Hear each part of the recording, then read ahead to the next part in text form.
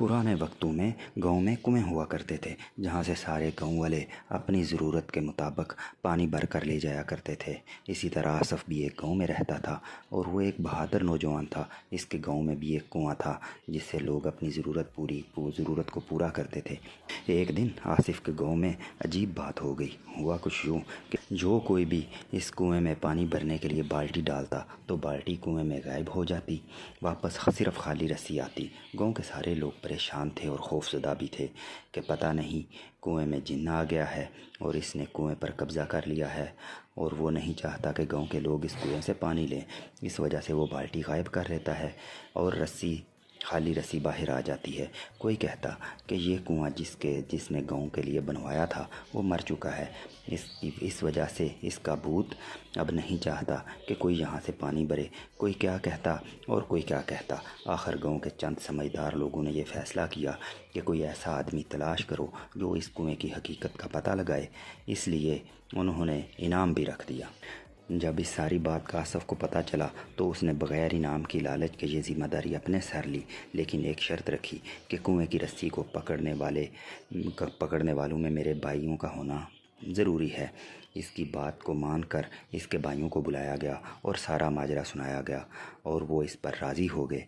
तय ये हुआ कि जब वो रस्सी को एक बार झटका देगा तो इसका मतलब नीचे जाना है, अगर 2 झटके देगा तो रुकना है, अगर 3 झटके देगा इसका मतलब बाहर खींचना है।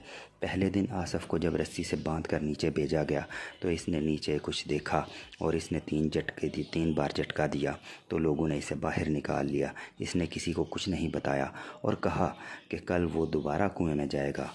दूसरे दिन वो अपना इंतज़ाम मुकम्मल करके कुएं में उतर गया।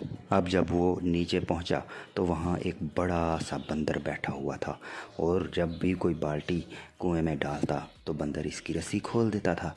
आसफ़ ने बंदर को अपनी जेब से गुड़ निकाल कर दिया तो वो बंदर जल्द ही आसफ़ से मायूस हो गया और इसने बंदर को अपने कंधों पर बिठाया और 3 बार रस्सी को झटका दिया तो लोगों ने इसे बाहर निकालना शुरू कर दिया। और ये क्या, जो ही रस्सी खींची तो पहले बंदर नज़र आया तो लोगों ने डर कर रस्सी छोड़ दी और भाग गए। लेकिन आसफ़ के भाइयों ने रस्सी को ना छोड़ा बल्कि और ज़्यादा मजबूती से पकड़कर बाहर खींचा और आसफ़ को हिफाजत के साथ बाहर निकाल लिया।